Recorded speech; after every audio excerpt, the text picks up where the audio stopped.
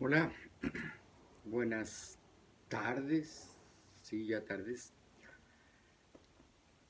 En el video anterior me ocupé o traté de señalar una confusión que generaron en la transmisión del programa que se llama John y Sabina, conducido por John Ackerman y Sabina Berman, y donde invitaron a Gibran Ramírez, este muchacho joven, calificado como una de las, eh, pues ya no promesas, sino una de las realidades intelectuales en los medios de comunicación.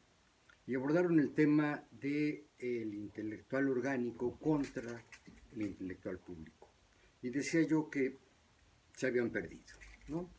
Porque de pronto empezaron a hablar de que el intelectual orgánico puede ser de cualquier organismo, de cualquier institución, de cualquier conglomerado. De tal manera que habría intelectuales orgánicos de un sindicato tal vez, intelectuales orgánicos del gobierno, intelectuales orgánicos de grupos empresariales o de algún medio de comunicación en especial.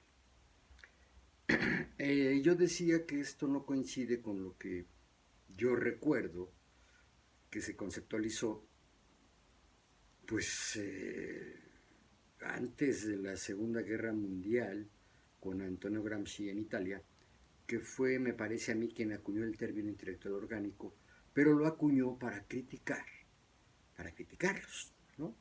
A los intelectuales orgánicos que en realidad no contribuían a la transformación social y por supuesto a la revolución socialista.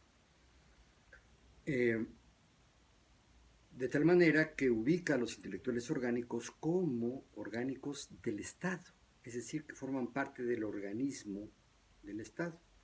Aunque trabajen independientemente, aunque sus medios de difusión no sean los medios estatales, Gramsci decía que estos intelectuales eran orgánicos porque contribuían a la vida, a la salud del sistema de dominación imperante. Es decir, a las clases hegemónicas les llamaba él, las clases hegemónicas, que son las que de alguna manera tripulan el Estado, ¿no? Son las que constituyen al Estado. Así lo definía Gramsci y lo oponía no al intelectual público, sino al intelectual revolucionario. El intelectual revolucionario se caracterizaba porque sus aportaciones contribuían precisamente a la transformación social, concretamente a la revolución socialista, es decir, eran intelectuales que trabajaban a favor del proyecto histórico del proletariado según la visión marxista, ¿no?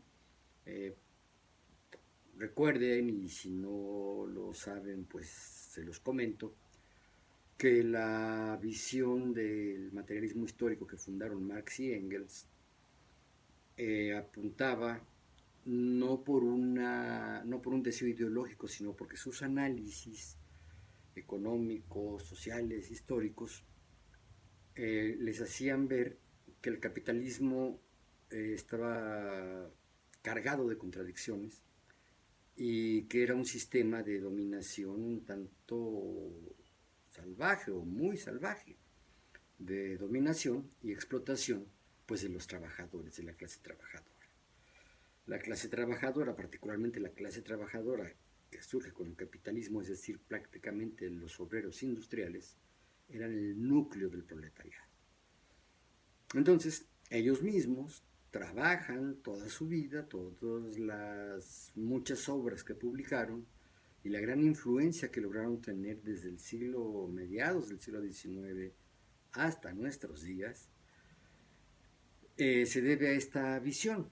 Es decir, ellos veían que el capitalismo tenía tales contradicciones y era tan poco soportable sobre la sociedad en general que tenía que extinguirse. Y la mejor forma de extinguirlo era empujándolo a través de la revolución proletaria, de la revolución socialista. Ese es más o menos. Entonces, según la visión marxista de Gramsci, o sea, Marx y Engels se habían escrito unos 100 años antes, o unos 80 años antes de que escribiera Gramsci.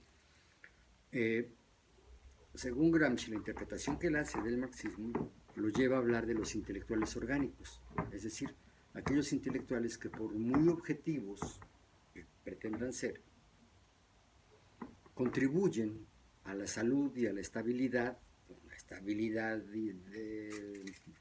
digamos, un equilibrio inestable, ¿no? Al equilibrio inestable de la sociedad capitalista. Evidentemente esto estaba pensado para las sociedades industriales, ¿no? Las sociedades que ya estaban bien industrializadas a mediados del siglo XIX y hasta nuestros días, ¿no? Todo el siglo XX.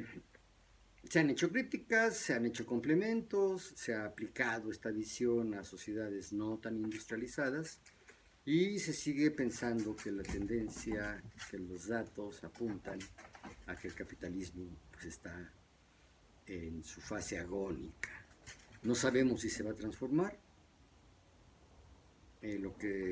o si se va a acabar. Lo que sí sabemos es que el capitalismo tal como lo conocemos, basado en la producción industrial y en la explotación del trabajo obrero, pues sí, está en una crisis brutal. Vale decir que mucho de lo que vemos ahora, de los conflictos bélicos, o sea, el Medio Oriente está hoy, como pocas veces en la historia, en riesgo de desencadenar un problema bélico, un conflicto bélico multinacional, incluso le llaman global, aunque se dé en un territorio muy restringido. Sin embargo, los conflictos contra el capitalismo llamado neoliberal, la sociedad neoliberal, pues está en muchas partes del mundo, ¿no? Evidentemente, Europa, por ejemplo.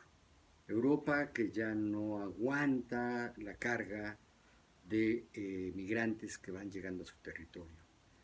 Y esto es raro porque no es porque se reciban mucha gente, sino porque parece ser que ya sus recursos empiezan a ser mucho más limitados que antes, ¿no?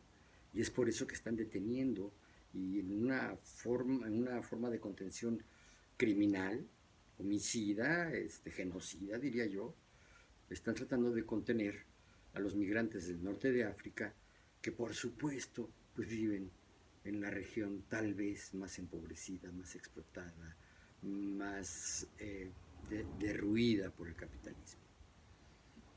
Hay montones de ejemplos, ¿no? De cómo las grandes empresas de los países europeos desarrollados pues siguen extrayendo materia prima básica de África, ¿no? Se la llevan a Europa, en Europa venden, ¿qué les digo yo? Frutos, por ejemplo, ¿no? Carísimos, ¿no? Porque vienen de África, pero en África pagan una miseria por ello. Hay muchos ejemplos. Y con América Latina pasa lo mismo, nada más que aquí no es tanto Europa, sino que son los Estados Unidos. Recuerden que hace mucho Estados Unidos definió a América Latina como su patio trasero. Que hay una doctrina Monroe que pronunció el presidente Monroe a mediados del siglo XIX, que decía América para los americanos. Y claro, se refería a que al continente americano era de los norteamericanos, de los estadounidenses. A eso se refería.